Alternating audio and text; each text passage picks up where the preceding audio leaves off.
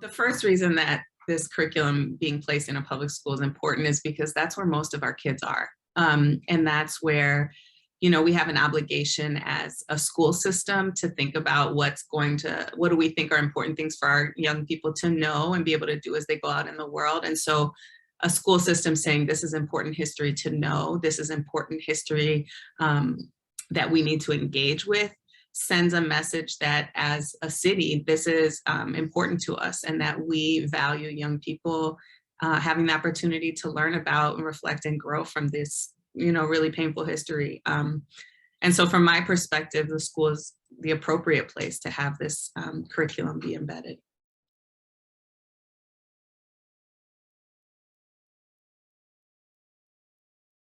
One of the things that's important about this work is that we not hand a curriculum to teachers and say, now it's your job to do all the reckoning and repair work of this history. I think our role is to say, here is curriculum that will allow you to be part of this process of repair and reckoning and moving towards just futures, right? And so that, I think when teachers are approached and said, here, you must teach this, obviously, some teachers bristle sometimes at being asked to do things, mandated to do things.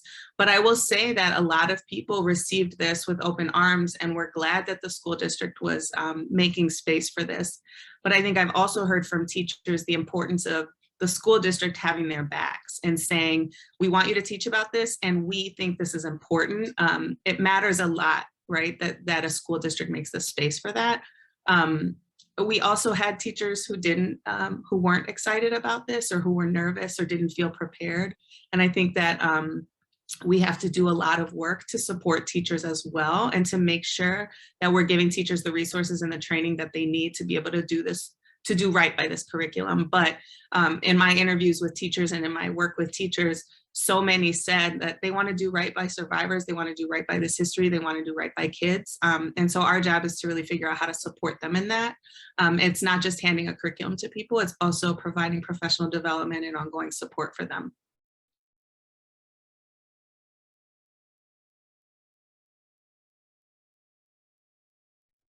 This is a city that we all live in. And this is a history that we're all inheriting and that we're still living with the repercussions of today. And so it's our responsibility as teachers to honestly and soberly look at our past and not just at the injustice, but also at the history of resistance that was embedded in this. And as teachers, I think one thing we talked about a lot is that this isn't an obligation or a mandate as much as it's kind of an honor and a responsibility to do right by this, right? Like, this isn't a have to, this is a get to. We get to do this work. We get to work with young people and explore these histories and connect it to issues that young people and their families and communities are facing today. And we get a chance to try to repair harm that was done in the past and think about the kind of city we want to live in. And so my message to teachers, I think, is that we can hide from history, we can avoid history, we can avoid these difficult conversations, but young people know they're happening. And young people know that these issues are fresh and alive. Or we can honor our young people by engaging them, by telling the truth about history, by confronting it, and by giving them the tools to imagine and work towards a different future for ourselves, right, in our communities. And I think that that's an awesome responsibility, but it's a great privilege to be able to do. And again, I think I want to stress the importance of us supporting teachers and being able to do that work well.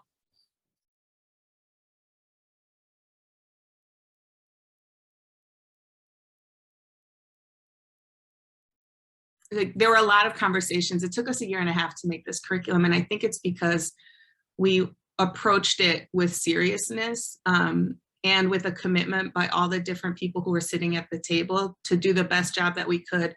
So it was important for us that it wasn't a 1 day, 2 day, like this terrible thing happened and know about it. But that we have an opportunity to learn from history and give space for young people to also imagine a different kind of place they want to live and to be part of how we memorialize these histories. But the other thing that I think was really important was that we didn't want to just focus on the harm and the injustice, but also the you know, the struggle, the organizing, the resistance, the work that went on for decades by survivors, by community members, by a broad swath of people who really called this out and named it. And I think too often when we teach histories of injustice, we don't show the resistance that happened in the ways that from the beginning people stood up and fought back. And that's important, and it matters for when we engage young people. So I think that was something that everybody who was at the table really wanted to stress. We also heard the importance of making sure that we saw the leadership of survivors, the leadership of the Black community in pushing for justice, that felt like an important thing that people wanted to make sure came through.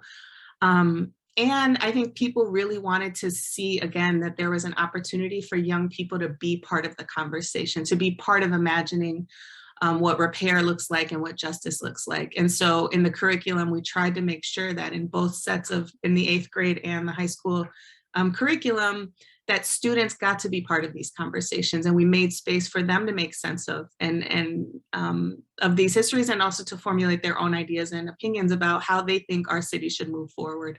And so I think together, you know, as a group, as we sat and talked, we also thought about the different expertise that people at the table brought. And this, I think, was a unique process in developing, because it wasn't, you know, a school district sitting in a room and making a curriculum by itself, but the community, you know, fought to have a seat at the table and to be part of the process and brought their expertise. And we had historians, we had activists, we had classroom teachers, we had the teachers union.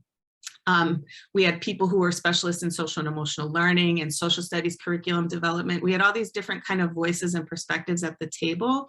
And I think that that led to a curriculum that really is rich and meaningful for young people, that honors the histories that we're teaching, and frankly is a model of what social studies education can look like.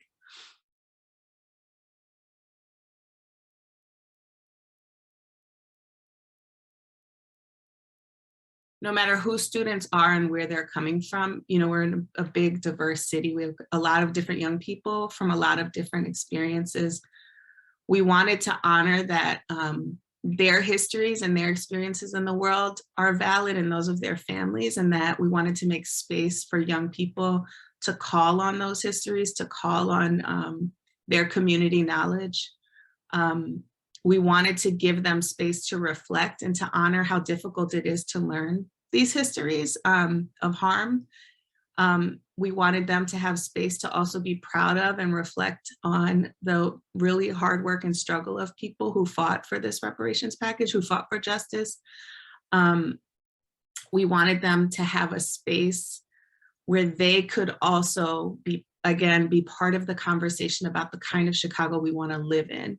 You know, our young people are members of our community today, not just some imagined future, and including them in the conversation, inviting them to think about ways that safety looks in their community, to think about the ways they want the city to remember this history, that they are part of the community now is really important, and that we value them. And so that's something that we felt was important to come from the community. I mean, from the experience that young people were having in the curriculum. And I think finally, for young people to, you know, feel part of this city and feel part of inheritors of the legacy of struggle, right? I think like sometimes when we teach histories of harm, they are heavy and they are, they weigh on us, rightfully so. But if we can offer young people an opportunity to see what can happen when you stand up, what can happen when you organize collectively, what can happen when you imagine something different, I think that feels important, that we give young people a way, a space to think forward and to look forward.